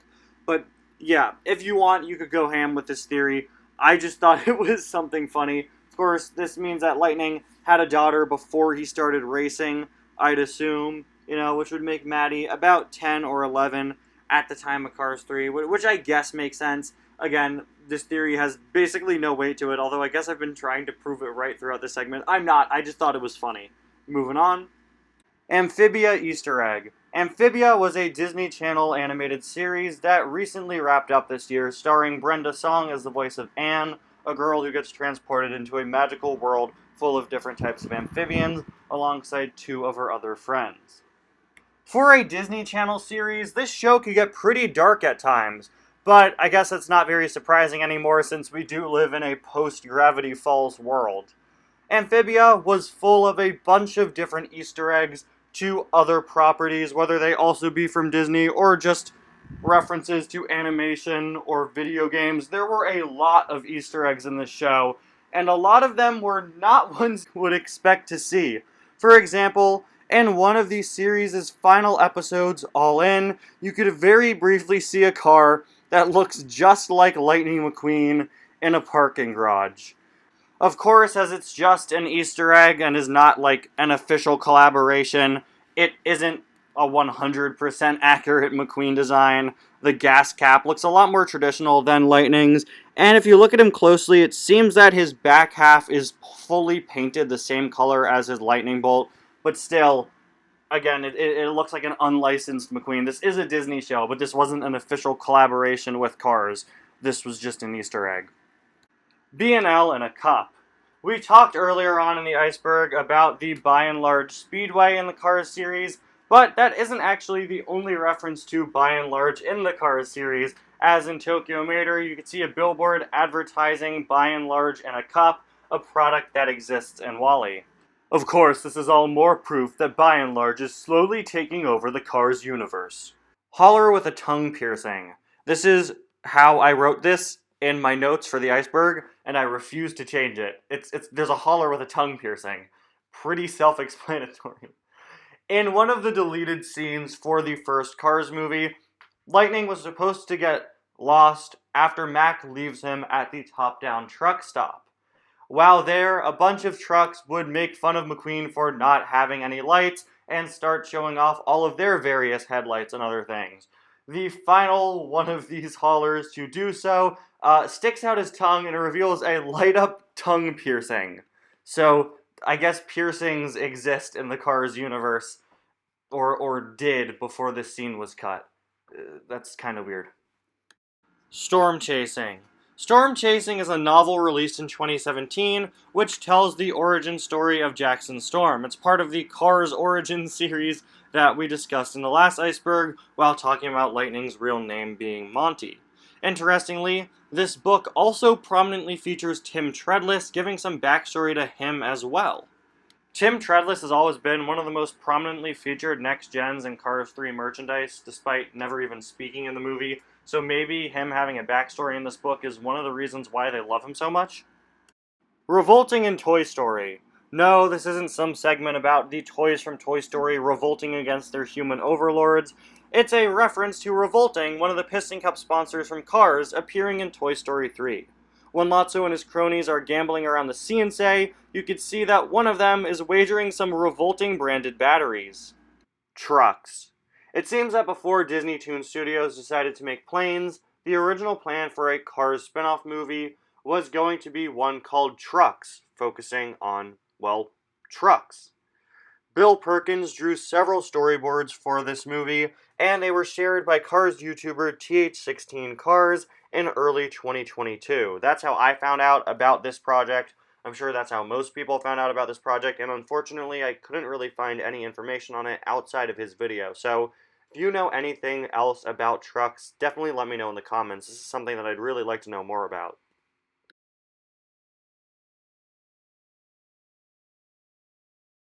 Factory. In the back of the courtroom in the first Cars movie, you could see two paintings on the walls. On Doc Hudson's left is a carified version of Lady Justice, replacing her with a tow truck, blindfolded, of course balancing out the scales. And on Doc's right, you could see what looks like a factory with a bunch of cars marching by it or marching out of it. This marks, I'm pretty sure, the only time we've ever seen a factory in the Cars series, and is probably meant to represent, of course, that cars come from factories. These guys are being marched out of factories. It's just an interesting little detail. You don't really see that often in the Cars series. Something sort of bringing up how the cars are created. The factory is framed in an almost heavenly light and has sort of a glowing open door. It seems that since this is a courtroom, it's meant to remind cars to stay under oath and speak the truth. Mia and Tia in Lightning Storm McQueen scene. Did you know that Mia and Tia actually appear in the Lightning Storm McQueen sequence of Lightning's Dinoco Daydream? Of course, we all know that Dinoco, Mia, and Tia appear at different points, and then later on Golden, Mia, and Tia. But they're even in this part of his daydream, which nobody ever really seems to notice. Right after that one car is disintegrated by the spark plug monsters, you could see Mia and Tia driving around frantic behind him. Interestingly, Mia and Tia have no McQueen stickers on them, probably because this is meant to be a movie that McQueen stars in, and thus they removed the McQueen memorabilia from them. 1001 Pates? Pates? Pates? Bat. Okay, that. Much like the French poster for The Incredibles hidden in Cars 2, you could also find a French poster for the Cars Universe version of A Bug's Life hidden in the Paris Parts Market scene. You can see a little picture of Flick on the poster, and the name, which is the exact same as the French title of A Bug's Life, which translates into English as 1001 Legs, which doesn't make sense because there are no legs in the Cars universe. Probably should have renamed it to be 1001 and then whatever the French word for wheels is. I am showing just the worst understanding of the French language today. I'm so sorry. Rich Hurry's number. The prototype image for the diecast of Rich Hurry, a member of Sweet Tea's band in Cars 3, featured the number 93 on his hat, implying that he used to work as the pity for a racer numbered 93. The number 93 is used throughout the Cars series for spearmint racers, but since this was back in the 50s, I doubt that number 93 was also a spearmint racer. Highly doubt that they've used the same number for the past, 70 years, right? I'm not sure if there's a legend numbered 93 in the flashbacks of Cars 3, but if there was, then I guess Rich Hurry worked for them. Or maybe not, because when Rich's diecast came out in 2021, he was missing the number from his hat. Sally Blue Metallic. Sally Blue Metallic is the name of the custom paint color created for the Sally Special Porsche. Probably should have mentioned this earlier during the Sally Special segment, but I wanted to give it its own segment. I just think it's funny that Sally now has a paint color named after her. Does your car have a paint color named after a character from the Disney Cars series? Yeah, I didn't think so. Reused hospital. The hospital room that Dr. Feelbad ends up in Monster Truck Mater is actually reused from the hospital room in Rescue Squad Mater. Obviously, it's not supposed to be the same room, it's just them reusing assets. Whale Wash. In 1999, a location was cut from the script of Cars called the Whale Wash, which was to be a whale-themed car wash. But now, 23 years later, the Cars series has finally adapted the concept of a whale-themed car wash with Cars on the Road's Whale Car Wash, also known as the Sudsmarine Car Wash. I always thought that the whale car wash was kind of a strange idea for Cars on the Road, but it's so cool to know that this was an idea that they've had for over 20 years. This was from one of the earliest scripts for Cars. For whatever reason, they always wanted to involve a whale-themed car wash in the Cars series, and, well, now they finally have. There's also another whale-themed car wash in the Route 66 Dash comic called The Blue Whale. Best Buy Lightning McQueen. In 2011, Air Hogs had a collaboration with Cars 2, where they released RC versions of several of the movie's characters. Their Lightning McQueen had an alternate paint scheme variant available exclusively at Best Buy, and this Lightning is honestly a bit of an oddity when it comes to Cars merchandise. He's repainted in dark blue and yellow to match the Best Buy color scheme, and even has his own unique artwork created for this piece of merchandise. It's really obscure and just a strange case. They recolored Lightning McQueen to look like the Best Buy logo. It's so odd, but honestly, I really like this design and I think it looks pretty cool. This is an item I definitely want to try to get my hands on someday. Carbies. And the Jumbotron from Planes, Fire, and Rescue makes its third appearance on the Iceberg. This is like the Cars 3 credits last episode where I just kept coming back to it. That's what this has become. This is the Iceberg Part 2's version of the Cars 3 credits. Anyway, another one of the ads that we see on that billboard is Carbies, a Cars Universe version of the fast food chain Arby's. To carify the logo, they took the hat that appears in the Arby's logo and they turned it into a monster truck, which is pretty clever. But what exactly are they selling? If Arby's has the meats, then what does Carbies have? Stallmart. Alright guys, here we are. The final time we're mentioning the Planes, Fire, and Rescue Jumbotron. At the bottom right of the Jumbotron at the beginning of Planes, Fire, and Rescue, you can see an ad for Stallmart, the Cars Universe version of Walmart. But wait a second, that's a continuity error, because we know Wally Haller exists in the Cars universe, and he says Walmart on the side, not Stallmart. Of all the companies to carify out there, I think it's so weird that they chose to carify Walmart, a company that has a very good business relationship with Mattel and with the Disney-Pixar Cars series, just in general, with, of course, Wally Haller and now Marty Haller. Just kind of a weird choice when they release the Walmart Haller every year. Why would you make a continuity error there and claim that Walmart's called something else in the Cars universe?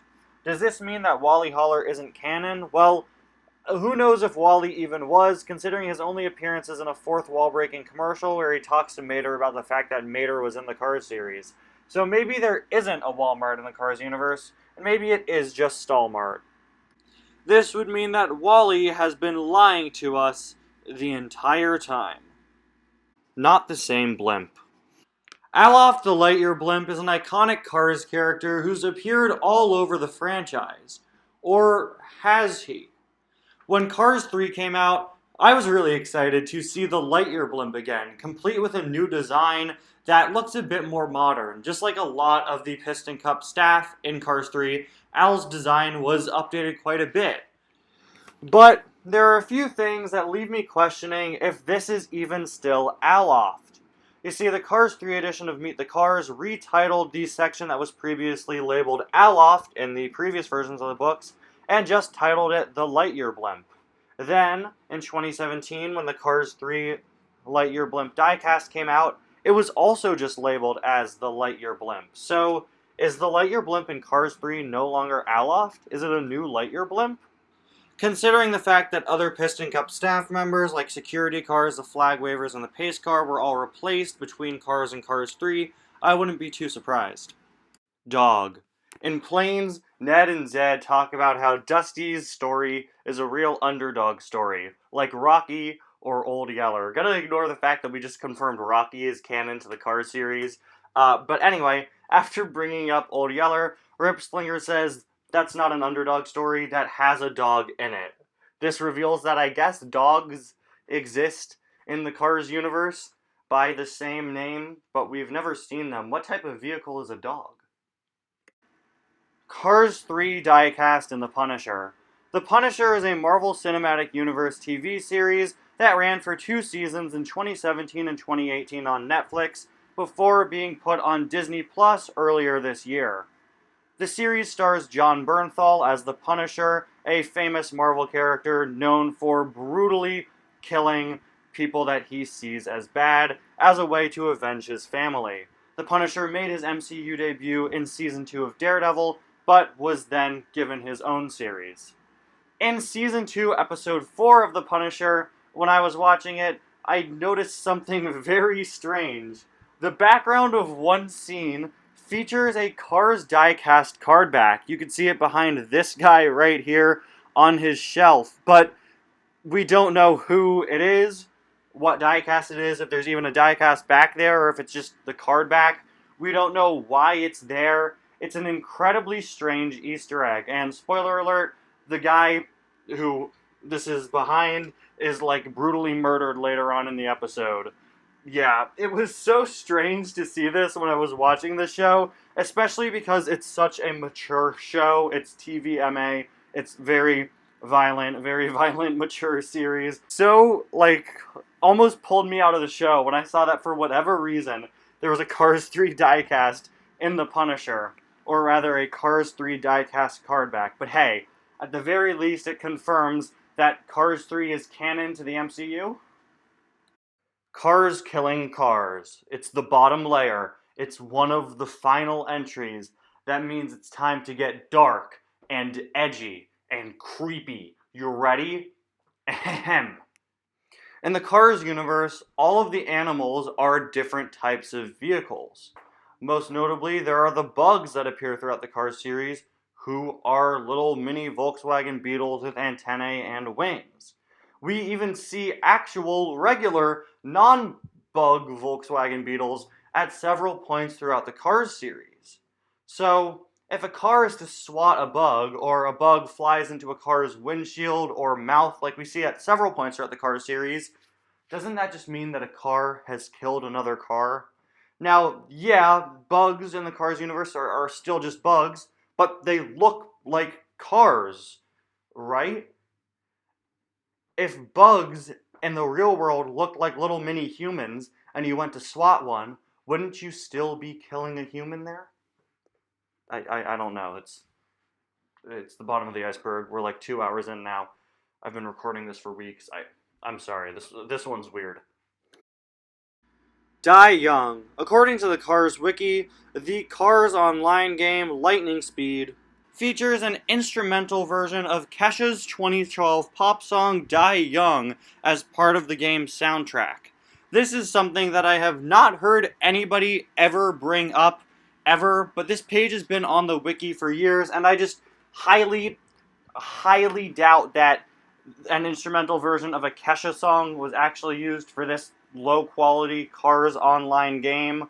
I've tried to reach out to people and ask if anybody else has more information. I've tried to look into the game's soundtrack, but I can't find anything, because who's going out here archiving the instrumental tracks for this game, right?